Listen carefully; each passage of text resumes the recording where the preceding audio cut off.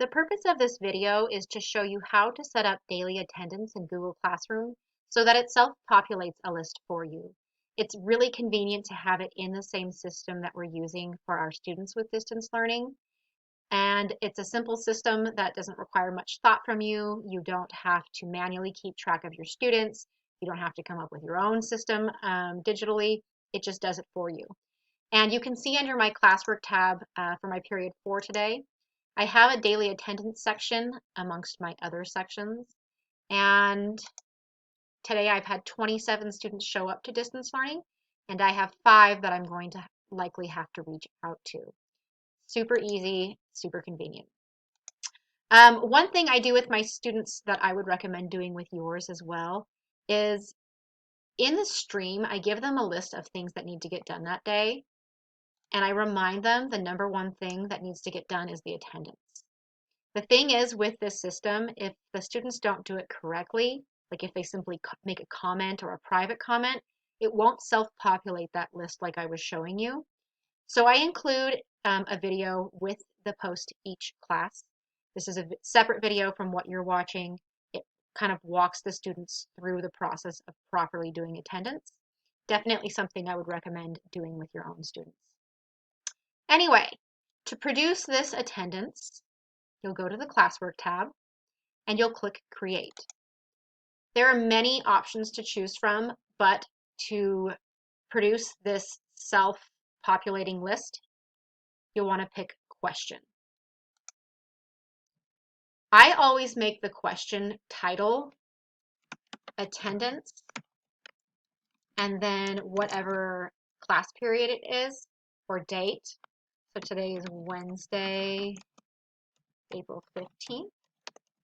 And then my students know to find the question in the instructions section.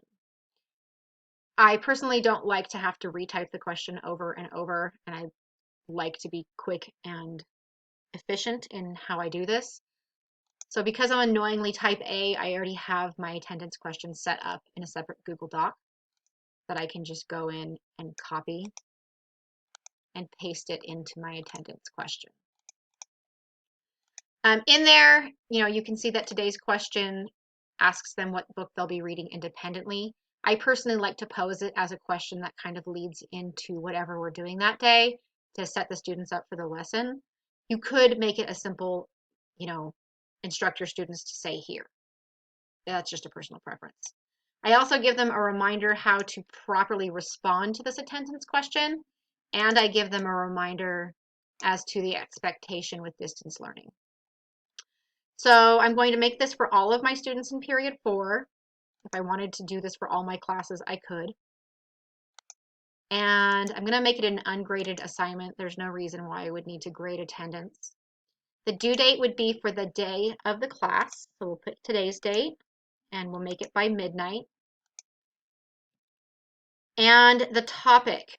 If you don't pick a topic, this question, or if it was an assignment, would kind of end up in no man's land. It won't end up filed away into a section of the classwork tab like you saw on my page. So you do want to make sure you pick a topic. The first time you do this, you won't have a daily attendance topic like I have. I had to self-create this by clicking on Create Topic. I already have it though, so I'm going to click on it. And with these attendance questions, there's not really a reason for the students to reply to each other, but I do like to give them the option to edit their answer in case they mess up. I have had that with a few students. Now I've set up the attendance question. And if I actually wanted to pose this to my students, I would click Ask. I'm not going to click it right now, however, because I don't want this to show up in my Google Classroom. But I do want you to see what it will end up looking like on the student's end. So I have a demo page that I created under a personal account that I want to show you.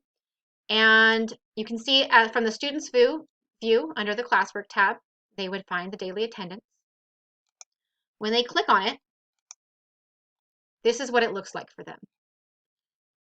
It's really important that they don't click here to give their response and they don't respond here. They need to type it in here and click turn in. If they do it any other way, it won't populate the list like you want it to. So that's pretty much it. It's a pretty simple system and I highly recommend doing it.